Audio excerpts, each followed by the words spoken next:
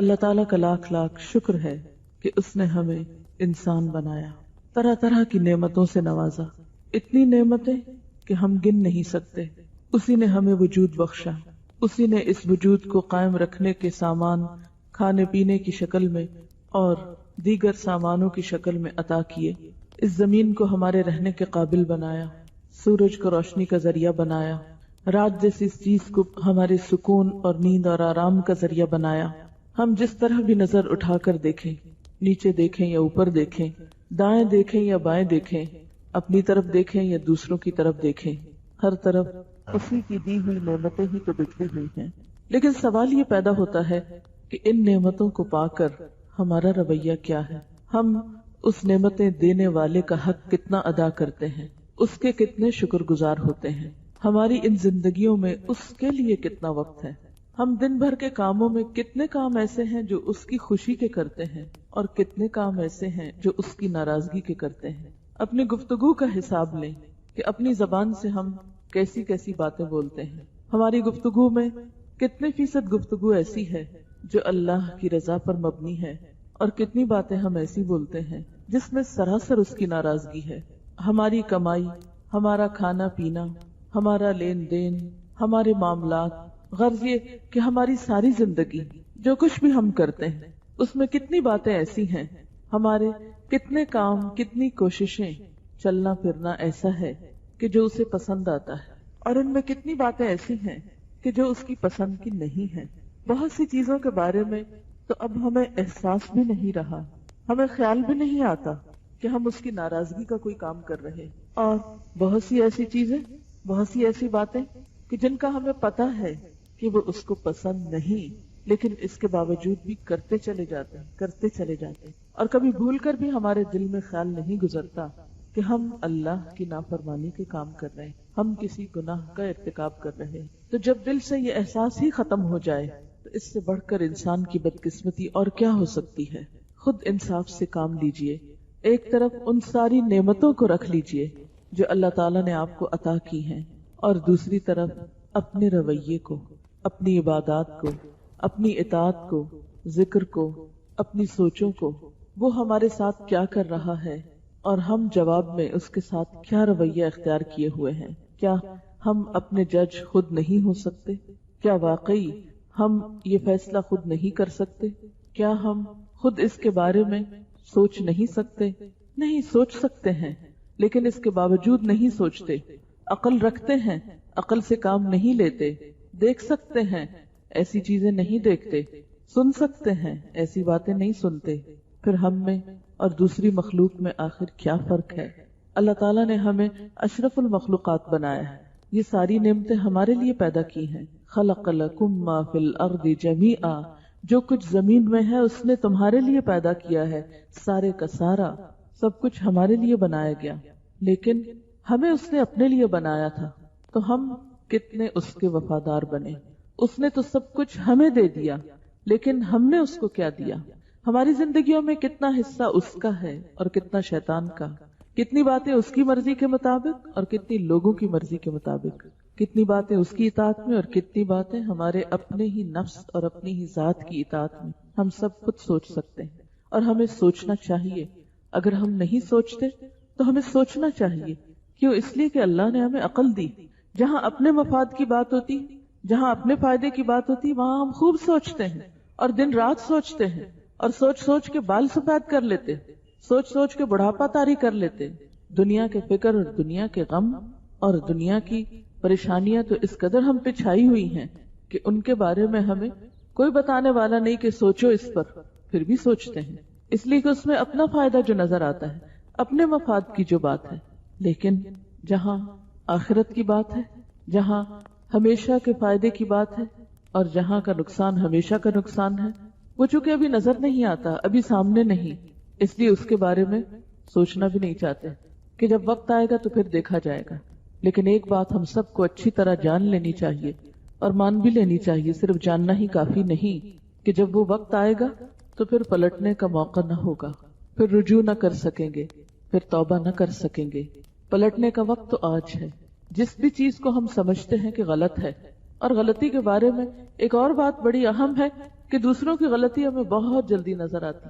ہمیں سے اکثر لوگوں کا مشغلہ یا شغل یہ ہے کہ وہ صرف دوسروں کی برائیاں چھانتے رہتے ہیں، دوسروں کی غلطیاں چنتے رہتے ہیں، دوسروں میں نقص اور عیب نکالتے رہتے ہیں، دوسروں کی کوتاہیوں پر خوب بات کرتے ہیں، لیکن اپنی طرف دھیان کم ہی جاتا ہے. تو بات یہ ہے کہ آج ہم میں سے جو لوگ بھی تھوڑی سمجھ رکھتے ہیں یا زیادہ، وہ سوچیں تھوڑا وقت ہے یا زیادہ اس چیز کے لیے نکالیں، غور کریں، اپنا حساب ہم سب خود لیں اور دیکھیں کہ ہم کیا کر رہے ہیں. کون سی باتیں ایسی ہیں جو واقعی ہم سمجھتے ہیں کہ ہم ٹھیک نہیں کر رہے. دوسروں کو چھوڑ دیں، اپنے خیر خواہ بنیں، اپنے ساتھ اخلاص برتیں، اپنا جائزہ لیں. اگر لکھنا پڑھنا آتا ہے تو کاپی پین لے لیں اور کسی خالی وقت میں بیٹھ کے ذرا اپنا بھی حساب کر لیں. مال و دولت اور پیسے کا حساب تو خوب لکھتے ہیں، خود نہیں لکھ سکتے تو اکاؤنٹنٹ رکھ لیتے ہیں، اوروں سے لکھواتے ہیں، جمع تفریق خوب کرتے ہیں، لیکن کبھی اپنے گناہوں کا بھی بیٹھ کے حساب لکھنا چاہیے. آج کے دن میں کتنی غیبت کی، آج کے دن میں کتنی الزام تراشیاں کی، آج کے دن میں کتنی بد اخلاقی کی، کتنی بد زبانی کی، آج کے دن میں کتنی ایسی باتیں کی ہیں جو مجھے نہیں کرنی چاہیے، کتنی نمازیں پڑھی ہیں، کتنی نہیں پڑھی جو پڑھنی چاہیے. کیونکہ قیامت کے دن تو پہلا حساب نماز کا ہے، سب سے پہلے پوچھو گے. ہم نے اس کو ایسے مذاق سمجھ رکھا ہے، ہم سمجھتے ہیں یہ ایسی مولویوں کی باتیں ہیں، وہ ڈراتے رہتے نماز پڑھا کرو، یہ تو صرف وہ کہتے رہتے ہیں. نہیں، یہ تو اللہ تعالیٰ نے فرمایا، اس کا حکم تو اللہ نے دیا ہے، اور اللہ کے رسول صلی اللہ علیہ وسلم نے بتایا قیامت کے دن پہلا سوال نماز کے بارے میں ہوگا. کتنی نمازیں تھی جو پڑھنی چاہیے اور نہیں پڑھی. زکوٰۃ کا کیا عالم ہے جو فرض بنتا ہے کہ ادا کر دیا ہے. روزے کتنے باقی ہیں. فرائض، حقوق العباد، اپنی ذات کی اصلاح، اپنی زبان کی اصلاح، اپنا اٹھنا بیٹھنا چلنا پھرنا، ان سب چیزوں کے بارے میں ہم میں سے ہر شخص اپنے بارے میں سوچے، اپنا حساب خود لے. اور اگر واقعی اللہ آپ کو نظر دے اپنے بارے میں دیکھنے کی، تو پھر صرف شرمندگی کافی نہیں، صرف یہ کہنا کافی نہیں، کیونکہ یہ بھی بہت سے لوگ کہتے رہتے ہیں بڑے گناہگار ہیں، کیا کریں، گناہگار لوگ ہیں. یہ بھی تکلفاً کہہ دیتے ہیں دوسروں کو راضی کرنے کے لیے، حالانکہ یو ڈونٹ مین اٹ، اندر سے نہیں کہہ رہے ہوتے. کیونکہ اگر اندر سے کہہ رہے ہوتے تو گناہ تو ایک گندگی کی طرح ہے. مثلاً اگر میں یہاں بیٹھی ہوں اور کوئی پرندہ اوپر سے گزرے اور بیٹ کر جائے تو میں یہ کہہ کے ہاں گندگی ہے، گندے ہو گئے، بڑے گندے لوگ ہیں، کیا کریں. نہیں، کبھی بھی ایک لمحے کے لیے نہیں چھوڑوں گی، اٹھ کے فوراً بھاگوں گی کہ نہیں، مجھے صاف کرنا ہے اپنے آپ کو. لیکن کتنے ہی گناہ، کتنی ہی غلطیاں ہمارے دامن عیبدار کیے ہوئے ہیں، لیکن ان کو دھونے اور ان کو صاف کرنے اور ان کو ہٹانے کا ہمیں کچھ بھی فکر نہیں. ان سب کاموں کے لیے ہمیں جو کرنا ہے اس کا نام توبہ ہے. توبہ کا معنی ہوتا ہے پلٹ آنا، واپس آ جانا. اللہ سے جو دور بھاگ رہے ہیں نا، اور اللہ کی نافرمانی میں جو بھاگے چلے جا رہے ہیں، اس سے واپس پلٹنا، لوٹنا، رجوع کرنا. قرآن پاک میں اللہ تعالیٰ فرماتے ہیں قُلْ يَا عِبَادِيَ الَّذِينَ أَسْرَفُوا عَلَىٰ أَنفُسِهِمْ لَا تَقْنَطُوا مِن رَحْمَةِ اللَّهِ إِنَّ اللَّهَ يَغْفِرُ الذُّنُوبَ جَمِيعًا إِنَّهُ هُوَ الْغَفُورُ الرَّحِيمُ. اے میرے بندو، جنہوں نے اپنی جانوں پہ زیادتی کی ہے، تم اللہ کی رحمت سے نا امید نہ ہو جانا. بالیقین اللہ تعالیٰ سارے گناہوں کو بخش دیتا ہے، یقیناً وہ بڑی بخشش اور بڑی رحمت والا ہے.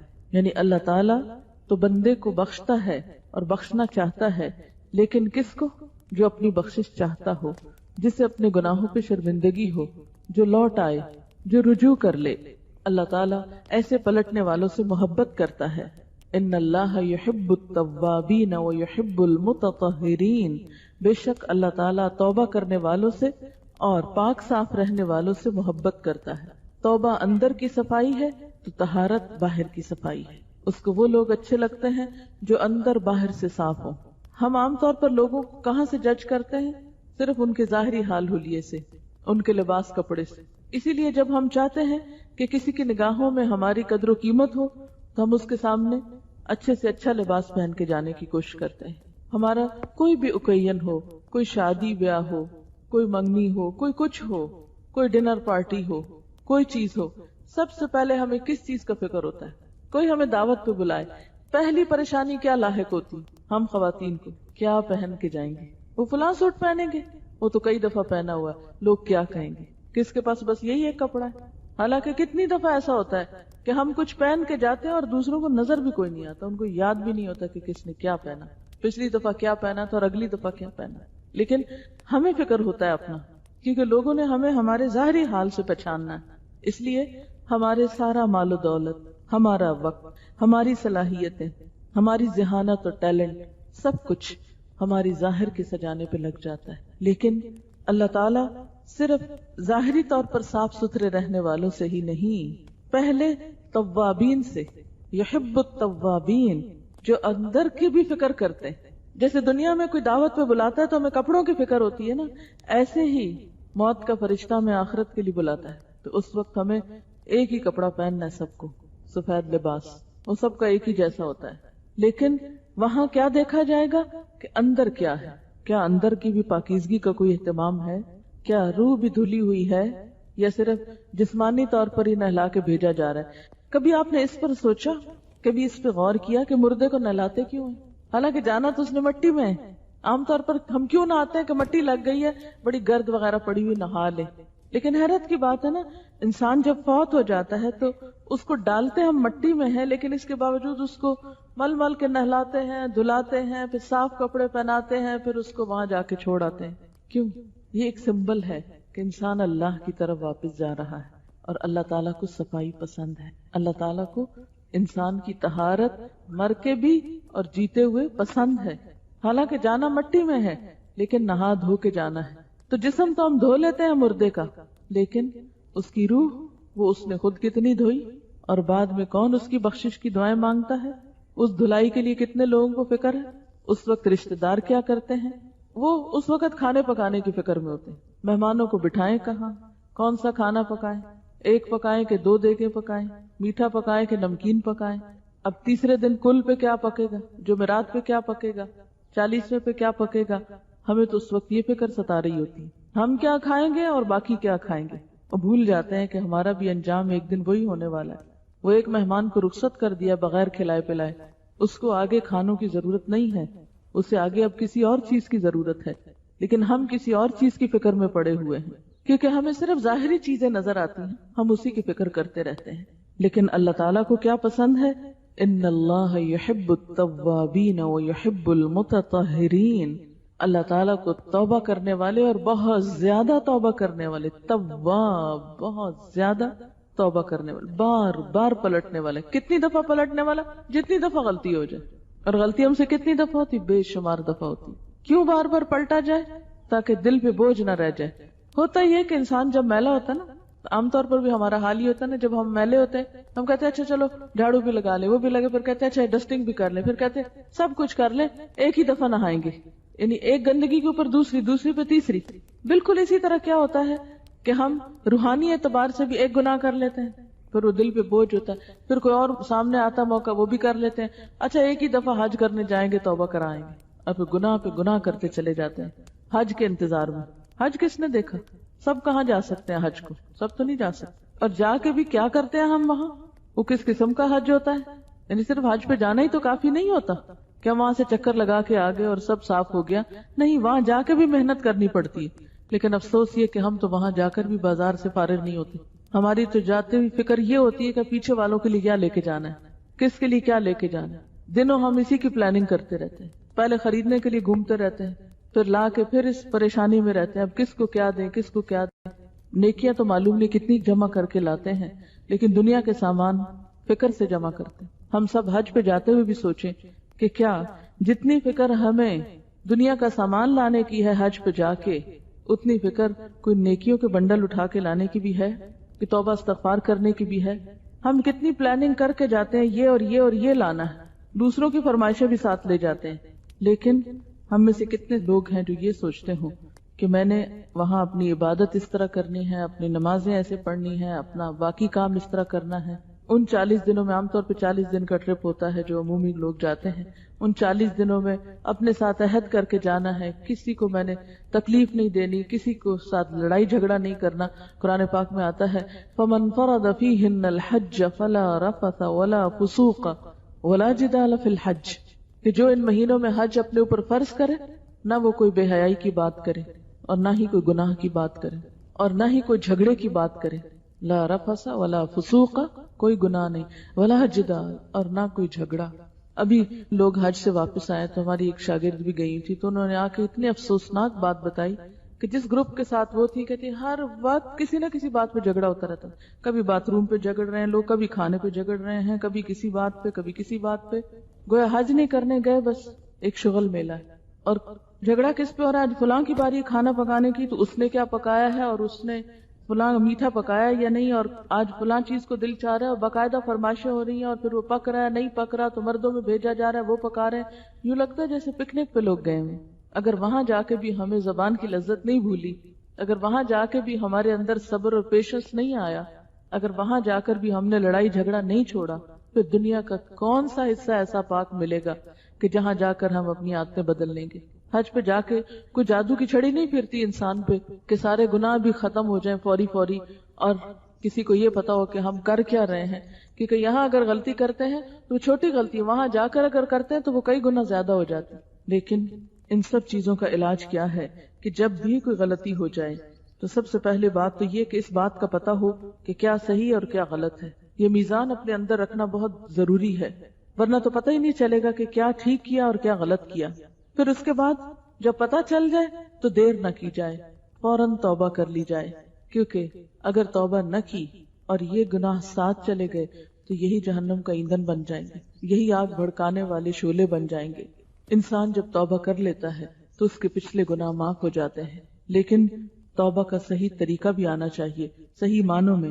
توبہ اس چیز کا نام نہیں ہے کہ انسان صرف زبان سے کہتا رہے میری توبہ میری توبہ توبہ توبہ، یہ نہیں توبہ ہوتی، یہ تو ایک محاورہ ہے جو ہم بولتے ہیں۔ اصل توبہ کیا ہے کہ جس میں واقعی انسان کے اندر ندامت ہو، گناہ کو چھوڑنے کا ارادہ ہو، اور اپنے گناہ پر روئے اور شرمندہ ہو اور کہے کہ اللہ تعالیٰ اب نہیں کرتا۔ پھر انسان بھول جاتا ہے، انسان پھر ہو جاتا ہے، لیکن اس کے باوجود ایک شرمندگی کی کیفیت جو ہے وہ باقی رہے۔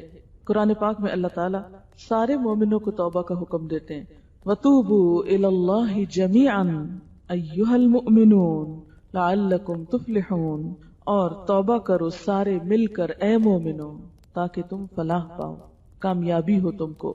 یعنی کوئی شخص یہ نہ کہے کہ میں نے تو کبھی گناہ کیا ہی نہیں، کیونکہ ہمیں غلطیاں دوسروں میں نظر آتی ہیں، اپنی کم ہی نظر آتی، تو کوئی یہ نہ سوچے کہ میں نے تو کوئی غلطی نہیں کی۔ عموماً شیطان ہمیں کیا سجھاتا ہے، غلطی ہو بھی جائے تو ہم دوسروں کو بلیم کرتے رہتے ہیں، ساری کوشش ساری محنت اس میں صرف کر دیتے ہیں کہ یہ دیکھیں کہ کون کون قصوروار ہے میری غلطی کا بھی، اس کے پیچھے اور کس کا ہاتھ ہے۔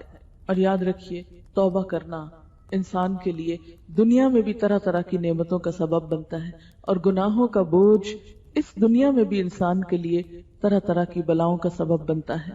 قرآن پاک میں اللہ تعالیٰ فرماتے ہیں وَأَنِ اسْتَغْفِرُوا رَبَّكُمْ ثُمَّ تُوبُوا إِلَيْهِ يُمَتِّعْكُمْ مَتَاعًا حَسَنًا إِلَىٰ أَجَلٍ مُّسَمًّى، اور یہ کہ تم اپنے رب سے معافی چاہو اور اس کی طرف پلٹ آؤ تو وہ ایک مدت خاص تک تم کو اچھا سامان زندگی دے گا اور ہر صاحب فضل کو اس کا فضل دے گا۔ ایک اور جگہ پر آتا ہے اور اے میری قوم اپنے رب سے گناہوں کی معافی طلب کرو پھر توبہ کرو، وہ تم پر آسمان سے زور کا می برسائے گا اور تمہاری قوت میں مزید اضافہ کر دے گا اور تم گناہگار ہو کر پھر نہ جاؤ۔ یعنی انسان جب معافی طلب کرتا ہے، توبہ کرتا ہے، تو اللہ تعالیٰ بارشیں برساتا ہے۔ یعنی گناہوں سے معافی مانگنے کا فائدہ کیا ہے کہ دنیا میں بھی انسان کو ایک اچھا زندگی کا سامان ملتا ہے، اور جو توبہ نہ کرے تو قرآن پاک میں اللہ تعالیٰ فرماتے ہیں وَمَن لَمْ يَتُبْ فَأُولَئِكَ هُمُ الظَّالِمُونَ، جو لوگ توبہ نہ کریں تو ایسے ہی لوگ ظالم ہیں۔ توبہ نہ کرنے والے کسی اور کا نقصان نہیں کرتے، اپنا ہی نقصان کرتے ہیں۔ اللہ تعالیٰ کی طرف رجوع نہ کرنا اور مایوس ہونا اور اللہ کی رحمت سے مایوس ہو جانا، خاص طور پر یہ بات کرنا کہ میں تو اتنا گناہگار ہوں، میری تو توبہ ہو ہی نہیں سکتی، میری نہیں معافی ہو سکتی، اس لیے معافی مانگنے کا کیا فائدہ۔ بہتر ہے ہم جو کرنا ہے اس دنیا میں کر لیں، جہنم میں تو جانا ہی ہے، ایک ہی دفعہ چلے جائیں گے، تو یہاں تو حسرتیں پوری کریں۔ کئی لوگوں کو یہ بھی کہتے سنا گیا ہے کہ ہم تو اتنے گناہگار ہیں جنت میں نہیں جا سکتے، تو جب جا نہیں سکتے تو پھر اور زیادہ گناہ کر لیں، اور پھر وہ ڈھیٹ ہو کر خوب گناہ کرتے ہیں۔ حالانکہ یہ طریقہ ٹھیک نہیں ہے۔ کس نے دیکھا ہے، کون کہتا ہے کہ اللہ تعالیٰ معاف نہیں کرتا؟ اور یہ بھی شیطان کا ایک وسوسہ ہوتا ہے کہ انسان کو اور زیادہ گناہوں پر وہ اس طرح آمادہ کر سکتا ہے اور مرتے دم تک اس کو پلٹنے نہیں دیتا۔ قرآن پاک میں اللہ تعالیٰ فرماتے ہیں وَمَن يَقْنُطْ مِن رَحْمَتِ رَبِّهِ إِلَّا الضَّالُّونَ، اور اپنے رب کی رحمت سے سوائے بھٹکے ہوئے لوگوں کے اور کون مایوس ہوتا ہے؟ یعنی جو بھٹکنا چاہتے ہیں وہی مایوسی کا اعلان کرتے ہیں۔ ایک اور جگہ پر فرمایا إِنَّهُ لَا يَيْأَسُ مِن رَوْحِ اللَّهِ إِلَّا الْقَوْمُ الْكَافِرُونَ، کہ اللہ کی رحمت سے کافر لوگ ہی مایوس ہوا کرتے ہیں۔ ابن مسعود بیان کرتے ہیں کہ نبی صلی اللہ علیہ وسلم نے فرمایا بڑے بڑے گناہ یہ ہیں اللہ کے ساتھ شرک کرنا، اللہ کی تدبیر سے نڈر رہنا، اور اللہ کی رحمت سے آس توڑ بیٹھنا، اس کی رحمت سے مایوس ہو جانا، یعنی یہ کبیرہ گناہوں میں سے ہے۔ زندگی میں کبھی کسی وقت کوئی بھی تکلیف آئے، کوئی بھی دکھ یا پریشانی ہو، لیکن انسان کو مایوس نہیں ہونا چاہیے۔ اسی طرح بعض لوگ گناہوں کو چھوٹا سمجھتے ہیں، وہ کہتے ہیں لو اللہ تعالیٰ اس پہ بھی اب پکڑ لے گا، یعنی گناہ ہوتا بڑا ہے لیکن ان کی نظروں کو چھوٹا نظر آتا ہے۔ وہ کہتے ہیں لو اللہ تعالیٰ تو بہت بڑا ہے، اس کی رحمت بہت وسیع ہے، وہ اتنی چھوٹی چھوٹی بات پہ نہیں پکڑتا، اور اس طرح وہ اور زیادہ نڈر ہو جاتے ہیں اور زیادہ گناہ کرنے لگتے ہیں۔ حالانکہ گناہ چھوٹا ہو یا بڑا ہو، گناہ کو نہیں دیکھنا چاہیے، دیکھنا یہ چاہیے کہ اللہ تعالیٰ کی ذات خود کتنی بڑی، اس اتنی بڑی ہستی کے سامنے چھوٹی نافرمانی بھی بڑی ہو جاتی۔ صرف یہ نہیں کہ جن گناہوں کو کبیرہ گناہوں کی لسٹ میں شامل کیا گیا ہے صرف ان گناہوں کو انسان بڑا سمجھے۔ اللہ تعالیٰ کو ناراض کرنا اور اللہ تعالیٰ کی نافرمانی کے کام کرنا، یہ کسی بندہ مومن کی جرت نہیں ہو سکتی۔ ہاں بھول چوک ہو سکتی ہے، ڈٹائی کے ساتھ اور نڈر ہو کے غلط کام نہیں وہ کر سکتا۔ پھر اسی طرح یہ ہے کہ انسان اگر گناہ پہ توبہ نہیں کرتا تو انسان کے دل سے وہ نور چھن جاتا ہے، انسان بے حس ہو جاتا ہے، انسان کے دل پہ بوجھ آ جاتا ہے، انسان کو بے قراری اور بے چینی لگ جاتی ہے، اور دنیا کی نعمتوں سے بھی اس کا دل بعض اوقات اچاٹ ہونے لگتا ہے، ڈپریشن کی ایک کیفیت طاری ہونے لگتی ہے۔ ابن قیم کہتے ہیں گناہوں کے نقصان میں کہ جو گناہ ہوتا ہے اس کی وجہ سے انسان علم سے محروم ہو جاتا ہے، دل بے چین ہو جاتا ہے، کاموں کا گراں بار ہو جانا ہوتا ہے، یعنی کوئی کام ہو کے نہیں دیتا۔ اسی طرح اطاعت سے محروم ہوتا ہے، یعنی اللہ تعالیٰ کی اطاعت کو دل نہیں چاہتا، زندگی سے برکت اٹھ جاتی ہے، نیکی کی توفیق میں کمی ہو جاتی، سینے میں گھٹن ہوتی، برائیاں جنم لینے لگتی، گناہوں کا عادی ہوتا ہے انسان، گناہگار کا اللہ اور لوگوں کے ہاں بے وقت ہو جانا، یعنی اس کی کوئی قدر و قیمت نہیں ہوتی، کوئی عزت نہیں ہوتی، اس پہ انسانوں کے علاوہ جانوروں کی بھی لعنت ہوتی، اس کے دل پہ مہر لگ جاتی، وہ ملعون ہو جاتا ہے، اس کی دعائیں قبول نہیں ہوتی، بحر و بر میں فساد پھیل جاتا ہے، غیرت سے محروم ہو جاتا ہے، شرم و حیا اڑ جاتی ہے اس انسان کی، نعمتوں کا زوال ہونے لگتا ہے، مشکلات کا نزول ہونے لگتا ہے، دل پہ غیروں کا روب بیٹھنے لگتا ہے، انسان شیطان کے شکنجے میں آ جاتا ہے، دنیا میں برا انجام ہوتا ہے اور آخرت میں دردناک عذاب ہوتا ہے۔ تو گناہ خواہ چھوٹا ہو یا بڑا فوراً اس سے توبہ کر لینی چاہیے تاکہ اس کی یہ خباثتیں جو ہیں وہ انسان کی زندگی میں نظر نہ آئیں یا شامل نہ ہوں۔ اور ہمیشہ اس بات کا یقین رہنا چاہیے کہ اللہ تعالیٰ کی رحمت ہر چیز پہ چھائی ہوئی ہے، اس کے لیے انسان کو معاف کرنا کچھ مشکل کام نہیں ہے۔ قرآن پاک میں آتا ہے وَرَحْمَتِي وَسِعَتْ كُلَّ شَيْءٍ، میری رحمت ہر چیز پہ چھائی ہوئی، لیکن اگر کوئی بندہ خود ہی اس کی طرف رجوع نہ کرے تو بندے کا اپنا قصور ہے۔ مثلاً آپ کو پیاس لگی ہے، آپ پیاسے ہیں، پانی رکھا ہے، اگر آپ ہاتھ اٹھا کے نہیں پیتے تو آپ کی اپنی بد نصیبی ہے، پانی تو موجود ہے۔ اسی طرح جب یہ فرمائے کہ رحمتی وسعت کل شیء، کل شیء، ہر چیز پر اللہ کی رحمت چھائی ہوئی ہے، یعنی ہر جگہ موجود ہے، اگر کوئی شخص خود ہی اس کو حاصل نہیں کرتا، خود اس کو ڈیزرو نہیں کرتا، خود اس کی طرف نہیں بڑھتا تو یہ اس کی اپنی بد نصیبی ہے، اللہ تعالیٰ کا تو کچھ بھی نقصان نہیں۔ ایسے شخص کے لیے تو پھر اللہ تعالیٰ کی ناراضگی ہی ناراضگی ہے۔ پھر اسی طرح ایک حدیث میں آتا ہے، آپ صلی اللہ علیہ وسلم نے فرمایا، اللہ تعالیٰ فرماتے ہیں جسے یقین ہو گیا کہ میں گناہ معاف کرنے پہ قادر ہوں تو میں اس کے گناہ معاف کر دیتا ہوں، اور مجھے قطعاً پرواہ نہیں بشرطے کہ اس نے میرے ساتھ شرک نہ کیا ہو، یعنی شرک کا گناہ معاف نہیں ہوتا جب تک کہ انسان معافی مانگے نہ، باقی گناہ جو ہیں وہ نیکیاں کرنے سے بھی دھلتے چلے جاتے ہیں، رونے سے دھلتے ہیں، دعائیں مانگنے سے، اللہ کا ذکر کرنے سے، لیکن شرک کا گناہ ایسا ہے جس پر واقعی انسان کو پوری طرح دل، زبان، عمل، ہر چیز سے پلٹنے کی ضرورت ہوتی ہے۔ پھر اسی طرح ہم دیکھتے ہیں کہ اللہ تعالیٰ فرماتے ہیں، اے ابن آدم، تو جب بھی مجھ سے دعا کرے اور مجھ سے امید رکھے تو تیرے جتنے بھی گناہ ہوں گے میں بخش دوں گا، اور مجھے اس کی کوئی پرواہ نہیں۔ اے ابن آدم، اگر تیرے گناہ آسمان کی بلندی کو پہنچ جائیں پھر تو مجھ سے بخشش طلب کرے تو میں تجھے بخش دوں گا، اور مجھے اس کی کوئی پرواہ نہیں۔ اے ابن آدم، اگر تو زمین بھر گناہ لے آئے پھر مجھے اس حال میں ملے کہ تو نے میرے ساتھ شرک نہ کیا ہو تو میں اتنی ہی مقدار میں تجھے بخشش سے نواز دوں گا۔ لیکن شرط یہ کہ انسان لوٹے، رجوع کرے اور آئندہ نیک زندگی گزارنے کا عہد کرے۔ پھر اسی طرح یہ ہے کہ بعض لوگ اس لیے توبہ نہیں کرتے کہ وہ کہتے ہیں ہمیں پتا ہے ہم نے توبہ پہ قائم نہیں رہنا، اس لیے کیا فائدہ توبہ کرنے، اس طرح شرمندگی ہوتی ہے بار بار اللہ تعالیٰ سے مانگنا۔ تو بات یہ ہے کہ یہ بھی ڈٹائی کی ایک قسم ہے، ایسا کرنا بھی اللہ تعالیٰ کو پسند نہیں۔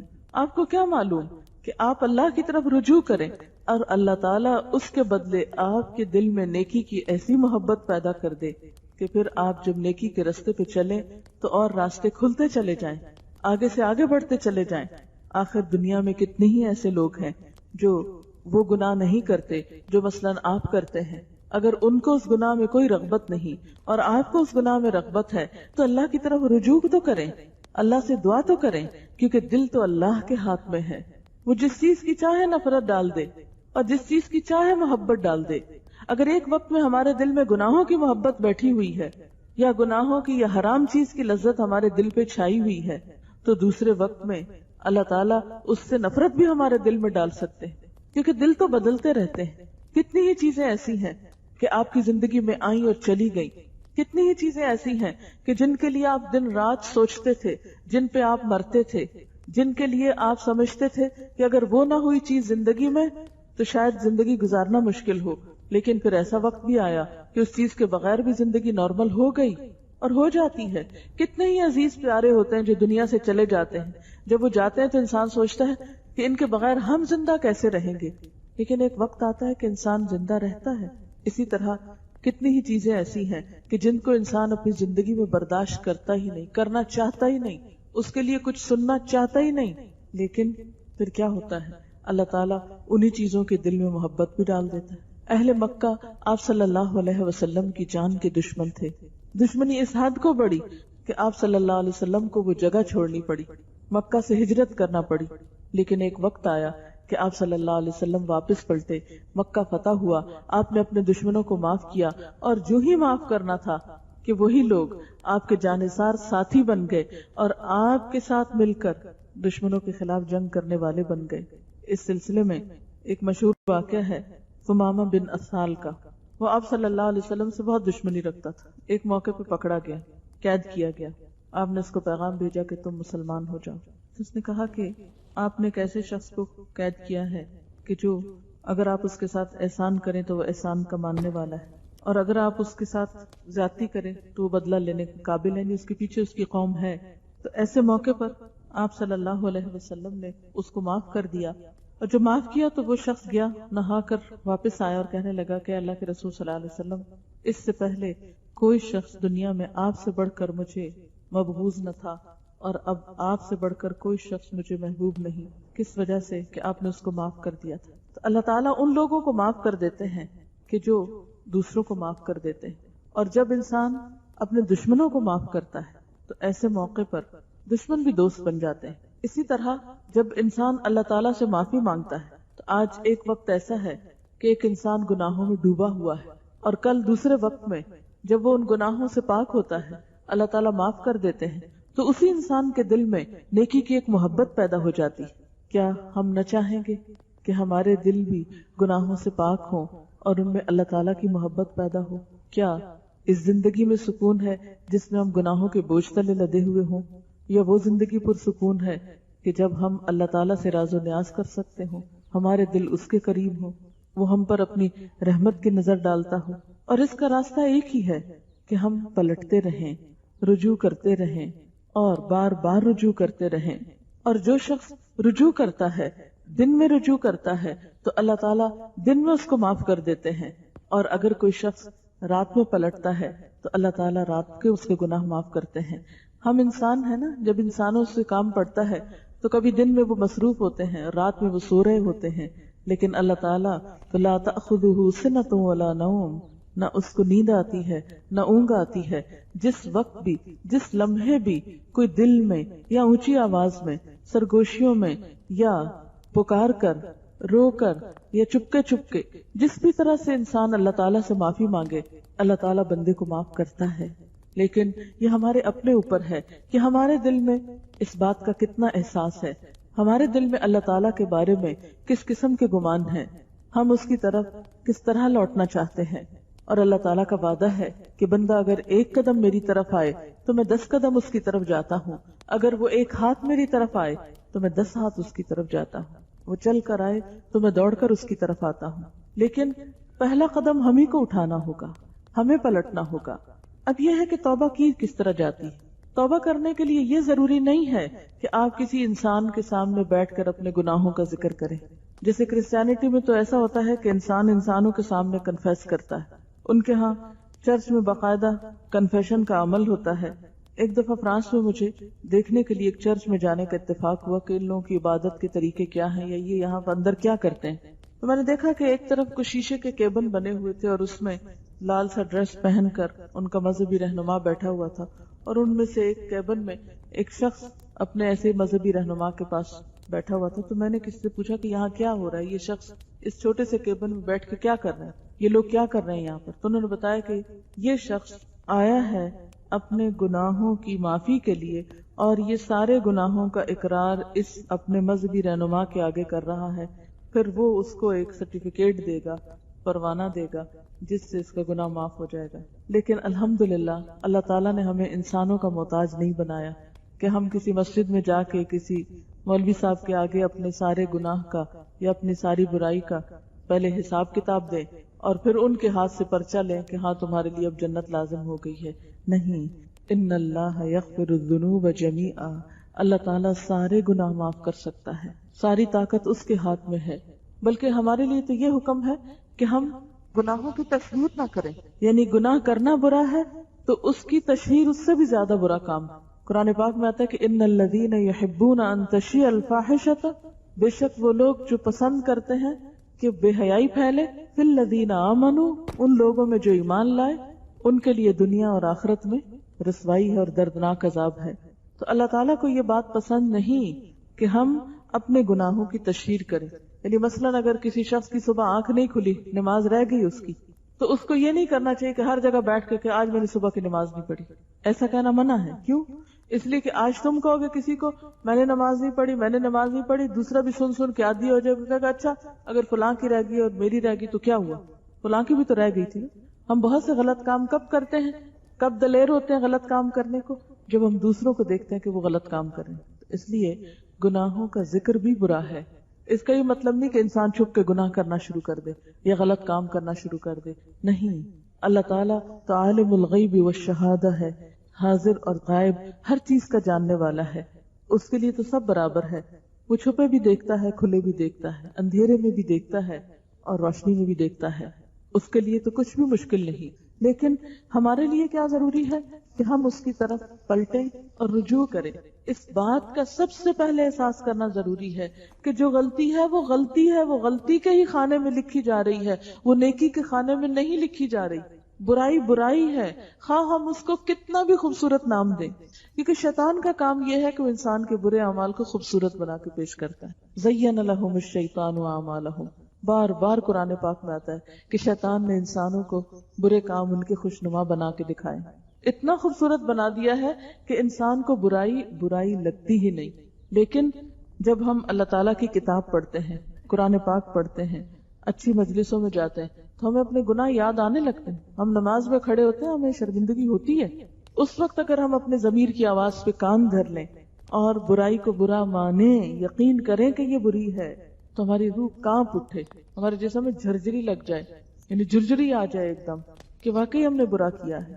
تو اس جھرجری لانے کی ضرورت ہے، گناہ کے شدید احساس کی ضرورت ہے. ابن مسعود فرماتے ہیں مومن اپنے گناہوں کو یوں سمجھتا ہے جیسے وہ ایک پہاڑ کے نیچے بیٹھا ہو اور ڈرتا ہو کہ کہیں اس کے اوپر گر نہ پڑے، اور فاجر اپنے گناہوں کو ایسا سمجھتا ہے جیسے ایک مکھی ہو جو اس کی ناک پہ بیٹھ گئی ہو.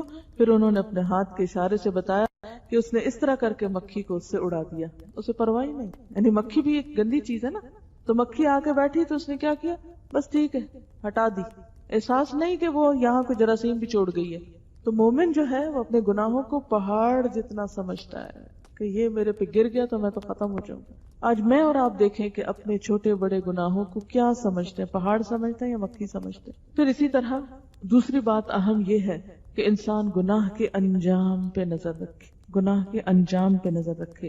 یعنی توبہ کرنے والا اس کے نقصان کو سمجھے کہ اس کا نقصان کیا ہوگا.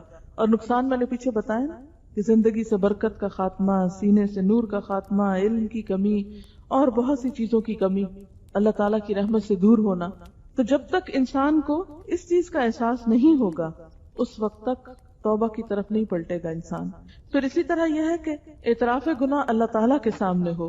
حضرت عائشہ فرماتی ہیں کہ اللہ کے رسول صلی اللہ علیہ وسلم نے فرمایا کہ بندہ جب اقرار کرتا ہے اپنے گناہ کا اور پھر توبہ کرتا ہے تو اللہ تعالیٰ اس کی توبہ قبول کر لیتا ہے. یعنی ان العبد اذا اعترف ثم تاب تاب اللہ علیہ، کہ جب اعتراف کر کے کہتے یا اللہ میں نے یہ گناہ کیا ہے، یا اللہ میں نے غیبت کی ہے. ہم تو کہتے ہیں غیبت کیا، اس شخص میں وہ برائی ہے نا، اس کو ماننے کو بھی تیار نہیں ہوتے. لیکن انسانوں کے سامنے ایسا کرنا پسندیدہ نہیں. اللہ کے رسول صلی اللہ علیہ وسلم نے فرمایا میری امت کا ہر شخص آفتوں سے محفوظ ہے مگر کھلم کھلا برے کام کرنے والا. اور یہ انتہائی بری بات ہے کہ رات کو کسی سے برا کام ہو جائے اور صبح اللہ نے اس کا عیب چھپا لیا، لیکن اس نے کسی سے خود کہا کہ کل رات تو میں نے ایسا اور ایسا کیا. یعنی رات کو اللہ نے اس کے عیب پہ پردہ ڈالا مگر اس نے صبح ہوتے ہی اللہ کا ڈالا ہوا پردہ پاش پاش کر دیا، تار تار کر دیا اپنے گناہوں کو خوب اچھال کر.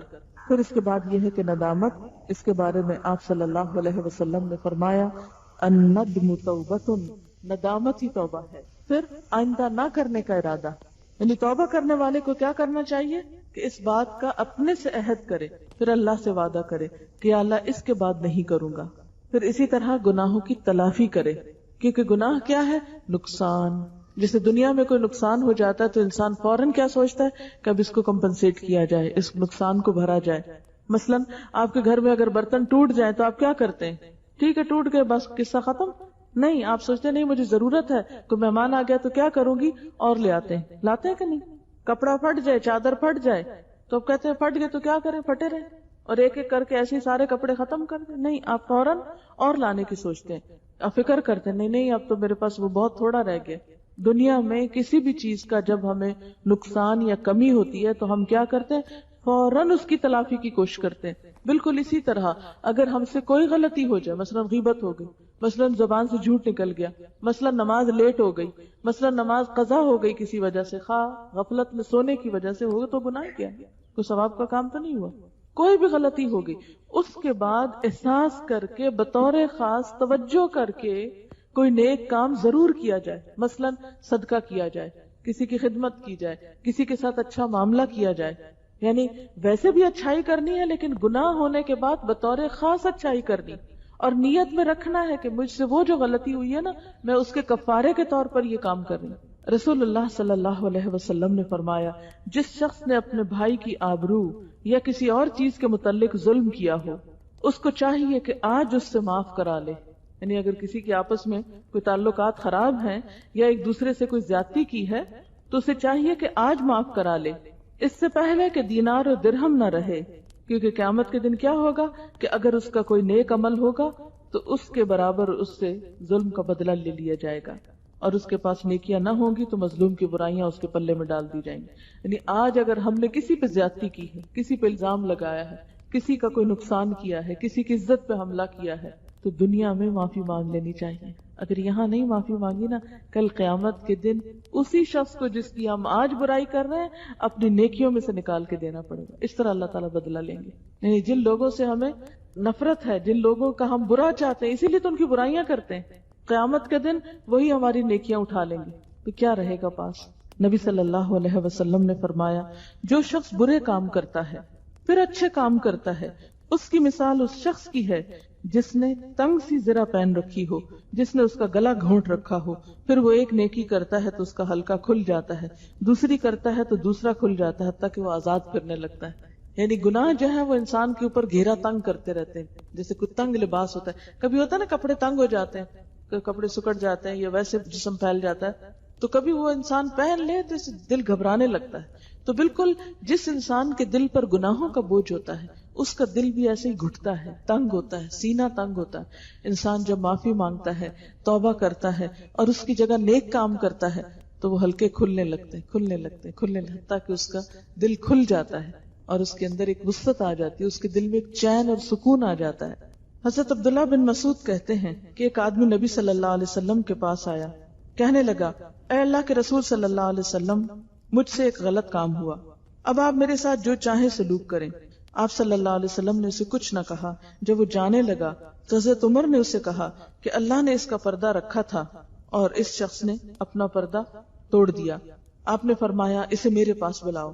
صحابہ کرام اسے بلا لائے تو آپ نے اسے یہ آیت پڑھ کے سنائی، وَأَقِمِ الصَّلَاةَ طَرَفَيِ النَّهَارِ وَزُلَفًا مِّنَ اللَّيْلِ إِنَّ الْحَسَنَاتِ يُذْهِبْنَ السَّيِّئَاتِ ذَلِكَ ذِكْرَىٰ لِلذَّاكِرِينَ. دن کے دونوں سروں اور رات کی چند ساعات میں نماز ادا کیا کرو، بلا شبہ نیکیاں گناہوں کو دور کر دیتی ہیں، یہ ان کے لیے نصیحت ہے جو نصیحت قبول کرتے ہیں. بس حضرت معاذ نے عرض کیا اے اللہ کے رسول صلی اللہ علیہ وسلم، کیا یہ بات صرف اس کے لیے ہے یا سب لوگوں کے لیے؟ آپ نے فرمایا بل للناس کافۃ، بلکہ سب لوگوں کے لیے. یعنی اگر کسی سے کوئی غلط کام ہو جائے تو بجائے اس کے کہ لوگوں کے سامنے جا کے تذکرہ کرے، نماز پڑھے. اسی لیے توبہ کے لیے پھر کیا کرنا چاہیے؟ صدقہ خیرات کرنا چاہیے، صلاۃ توبہ پڑھنی چاہیے. صلاۃ توبہ کا مطلب کیا ہے؟ 2 نفل پڑھ کے انسان رو کر اللہ تعالیٰ سے توبہ کی دعا کرے. پھر اسی طرح انسان اگر اس کے پاس مال نہیں یا وہ بیمار ہے اور نماز زیادہ نہیں پڑھ سکتا تو پھر زبان سے کثرت سے استغفار پڑھتا رہے. استغفر اللہ ربی من کل ذنب واتوب الیہ، استغفر اللہ الذی لا الہ الا هو الحی القیوم واتوب الیہ. سید الاستغفار پڑھنا چاہیے. سید الاستغفار کیا ہے؟ آپ صلی اللہ علیہ وسلم نے فرمایا کہ جو شخص صبح کے وقت یہ دعا پڑھے، اللہم انت ربی لا الہ الا انت خلقتنی وانا عبدک وانا علی عہدک ووعدک ما استطعت اعوذ بک من شر ما صنعت ابوء لک بنعمتک علی وابوء بذنبی فاغفر لی فانہ لا یغفر الذنوب الا انت. جو شخص یہ دعا پڑھے صبح کے وقت، اگر اس دن میں فوت ہو جائے تو اس کا ٹھکانہ جنت ہے. اور اسی طرح اگر کوئی شخص شام کے وقت یہ دعا پڑھے اور رات کو فوت ہو جائے تو وہ شخص بھی جنت میں داخل ہوگا. تو اس سے کیا پتہ چلتا ہے کہ انسان کو کثرت سے توبہ استغفار زبان سے بھی کہتے رہنا چاہیے. مسنون اذکار جو ہیں اس میں نبی صلی اللہ علیہ وسلم جو استغفار پڑھتے تھے اسے پڑھنا چاہیے، کیونکہ استغفار پڑھنے سے نہ صرف یہ کہ گناہوں کی بخشش ہوتی ہے بلکہ دنیا میں انسان کے لیے نعمتوں کے دروازے کھل جاتے ہیں. حضرت نوح علیہ السلام نے اپنی قوم سے کہا تھا کہ تم اپنے رب سے معافی چاہو، اللہ تعالیٰ تمہیں مال اور بیٹوں سے مدد کرے گا، یعنی مال اور بیٹوں سے نوازے گا اور تمہارے لیے بارشیں برسائے گا، تمہارے لیے باغات پیدا کرے گا. تو دنیا کی یہی نعمتیں تو انسان چاہتا ہے، اس کا رزق زیادہ ہو، اس کا مال زیادہ ہو، اس کی اولاد اچھی ہو، اگر بیٹے نہیں تو بیٹے ہوں، پھر اسی طرح بارشیں برسیں، موسم اچھا ہو، پھر باغات ہوں، فصلیں اچھی ہوں. یہی چیزیں تو انسان کی زندگی کی تمنائیں اور خواہشات ہیں. تو جو لوگ یہ چاہتے ہیں کہ یہ ساری نعمتیں ان کو ملے تو انہیں کیا کرنا چاہیے؟ کثرت سے استغفار کرنا چاہیے. استغفر اللہ استغفر اللہ استغفر اللہ. اٹھتے بیٹھتے چلتے پھرتے لیٹتے جاگتے سوتے، جب نیند آ رہی ہو، اٹھنے کے وقت نبی صلی اللہ علیہ وسلم دن میں 70 سے 100 بار استغفار کرتے تھے. استغفر اللہ ربی من کل ذنب واتوب الیہ.